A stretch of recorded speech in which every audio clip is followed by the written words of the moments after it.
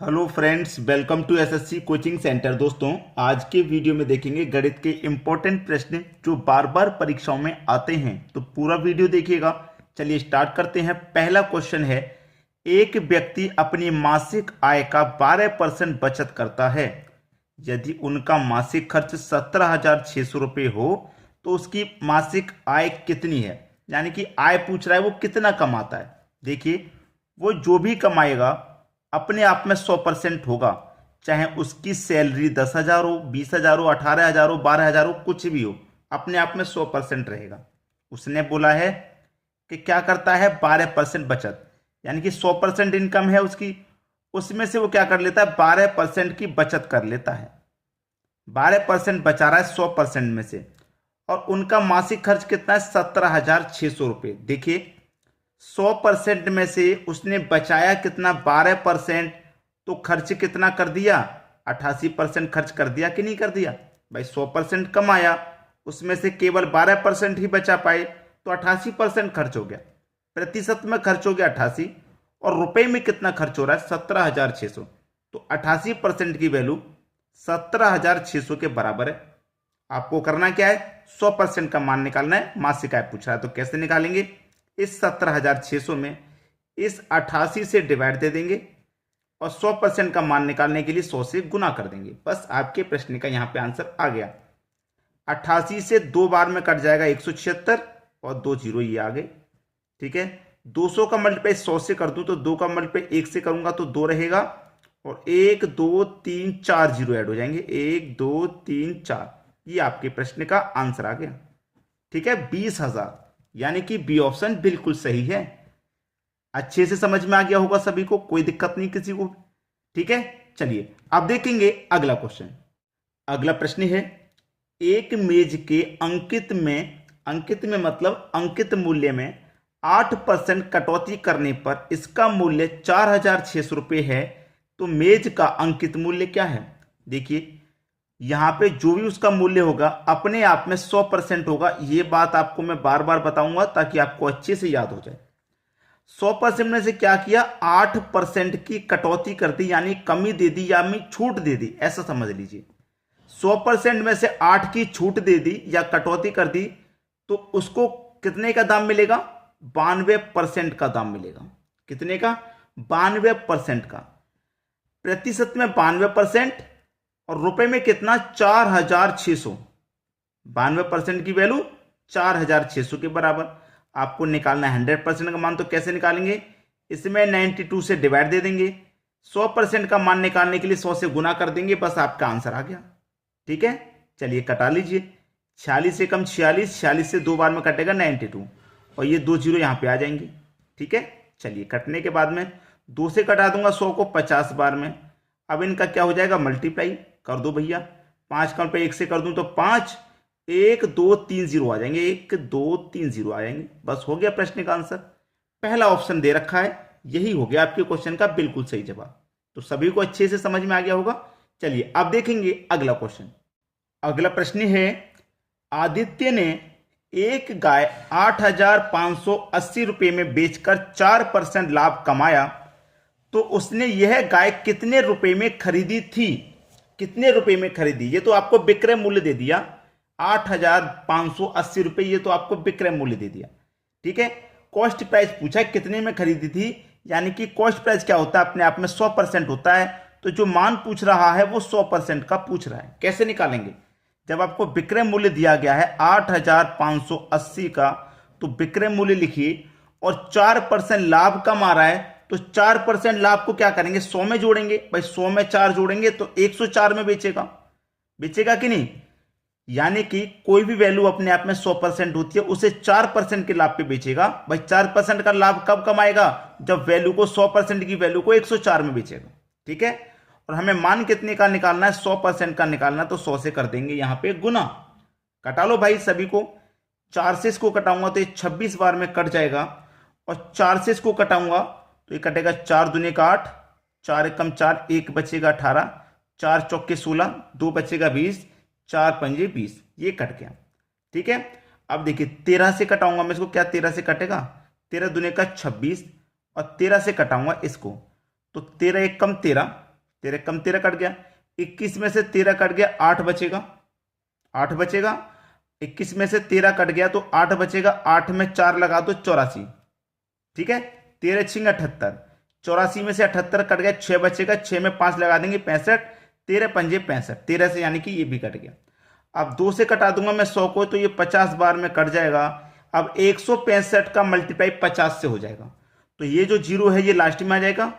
5 पचे 25 का 5 कैरी का 2, 5 छिक्के 30 कैरी का 2 तो 32 हो जाएगा, 32 का 2 कैरी का 3, 5 एकम 5 और कैरी का 3 8, यानी कि 8250 उसका 100% का मान था, यानी कि जो गाय खरीदी थी उसका मूल्य कितना था 8250। बी ऑप्शन बिल्कुल सही हो गया। क्लियर है सभी को। चलिए अब देखेंगे अगला प्रश्न। अगला प्रश्न है, एक कुर्सी 873 रुपए में बेचने से विक्रेता को 10% हानि होती है तो कुर्सी का क्रय मूल्य कितना है। देखिए जो भी कुर्सी का क्रय मूल्य होगा वो अपने आप में होगा 100%। कितना होगा अपने आप में 100% होगा। 100 में से क्या कर रहा है, उसने 873 रुपए में बेची तो 10% की हानि हो गई। इसका मतलब उसने 100% की चीज को 10% की हानि पर बेचा है। 10% की हानि पर 100% की चीज को 10 की हानि पे बेचेगा, इसका मतलब वो कितने का दाम लेगा 90% का दाम लेगा। और यहां पर रुपए में कितना दाम ले रहा है वो 8873, यानी कि 90% की वैल्यू 873 हो गई। हमें निकालना है 100% का मान क्रय मूल्य, तो कैसे निकालेंगे 873 में 90 से डिवाइड कर देंगे, 100% का मान निकालने के लिए 100 से गुना कर देंगे। 0 से कट जाएगा 0, 9 से कटाऊंगा इसको, ठीक है, 9 निम 81, 87 में से 81 कट जाएगा, 6 बचेगा, 6 में 3 लगा देंगे 63, 9 सत्ते 63 हो गया। और 97 का मल पे 10 से करो तो कितना हो जाएगा ये 970 हो जाएगा। यही हो गया आपके क्वेश्चन का सही जवाब, जो कि पहले ऑप्शन में दे रखा है 970। ठीक है, 970 रुपए आपके क्वेश्चन का बिल्कुल सही जवाब है।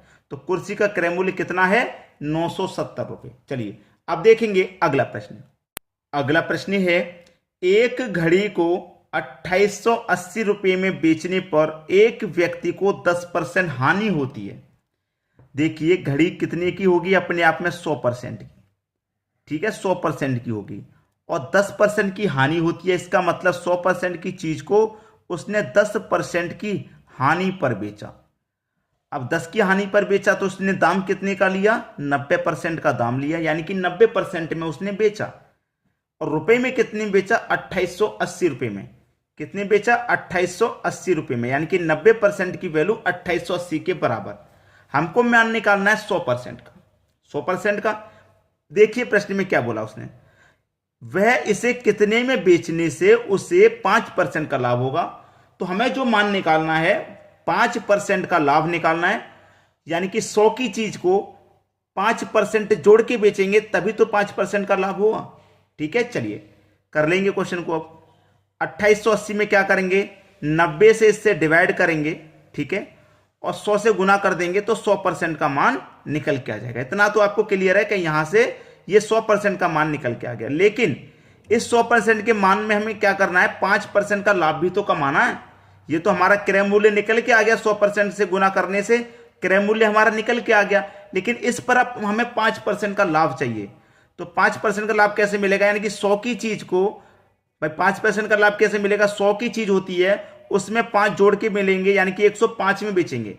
और परसेंट का मतलब क्या होता है भाई बटे में 100 होता है। भाई 100 की चीज को 105 में बेचेंगे तभी तो 5% का लाभ होगा। अब देखो 100 से 100 को कटा देना है, कटा दिया, 0 से 0 कटा देना है, ये भी कट गया। 9 से कटाओ इसको, 9 त्रिका 27 कटेगा, 9 त्रिका 27, 1 बचेगा 18, 9 दूने का 18। ठीक है, अब करना क्या है, आपको 32 का मल्टीप्लाई 105 से कर देना है। ठीक है, चलिए 105 का मल्टीप्लाई 2 से करूंगा तो ये 210 हो जाएगा। कितना 210, तो 210 का क्या आ जाएगा दोस्तों 0 आ जाएगा। और कैरी का कितना बचेगा 21। तो 105 का मल्टीप्लाई अब 3 से कर दूं मैं। ठीक है, 105 का मल्टीप्लाई अगर मैं 3 से यहां कर दूंगा तो कितना हो जाएगा 3 पंजे 15 का 5 कैरी का 1। ठीक है, 3 का 0 में करेंगे तो 0, कैरी का 1 जो था वही आ जाएगा, 3 कम 3। और कैरी का जो 21 था उसको ऐड कर देंगे इसमें, तो 6 3 और 3 यानी कि 336। कितना आ गया भाई, ये आ गया 336। 36, बस 3360 ये आपका आंसर हो गया जो सी ऑप्शन में आपको दे रखा है। क्लियर सभी को? चलिए अब देखेंगे हम अगला प्रश्न। अगला क्वेश्चन है 110 मीटर लंबी रेलगाड़ी 58 किलोमीटर पर घंटे की चाल से जा रही है। इसी दिशा में 4 किलोमीटर पर घंटे की गति से जा रहे व्यक्ति को रेलगाड़ी कितने समय में पार करेगी? अच्छा क्वेश्चन है। देखिए इसी दिशा में रेलगाड़ी जा रही है और व्यक्ति भी इसी दिशा में जा रहा है। जब दोनों एक ही दिशा में जाते हैं तो उनकी चालों का क्या कर लेते हैं? अंतर कर लेते हैं दोनों की चाल का। ठीक है, दोनों की चाल का क्या कर लेते हैं भाई? अंतर कर लेते हैं। अब देखिए व्यक्ति की चाल है 4 किलोमीटर की, रेलगाड़ी की चाल है 58, दोनों का अंतर कर लेंगे तो चाल कितने की बचेगी? 54 की बचेगी चाल। 54 किलोमीटर की बचेगी नहीं बचेगी? लेकिन हमसे आंसर सेकंड में पूछ रहा है, ये 54 किलोमीटर पर घंटा हो जाएगी। सेकंड में पूछ रहा है तो पहले 54 किलोमीटर की चाल को सेकंड में कन्वर्ट कर लो, यानी कि छोटी यूनिट में कन्वर्ट करेंगे तो छोटी संख्या ऊपर आ जाएगी, बटे में 18। 18 त्रिक का 54, 3 पंजे 15, यानी कि 15 मीटर पर सेकंड की चाल निकल के आ गई आपकी। ठीक है, अब पूछ रहा है कि रेलगाड़ी कितने समय में पार करेगी? समय पूछा जा रहा है, समय पूछ रहा है।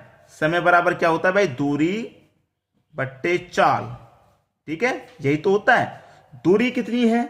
दूरी है 110 मीटर की, तो 110 लिख लूंगा। चाल कितने की है? 15 की, 15 लिख लूंगा।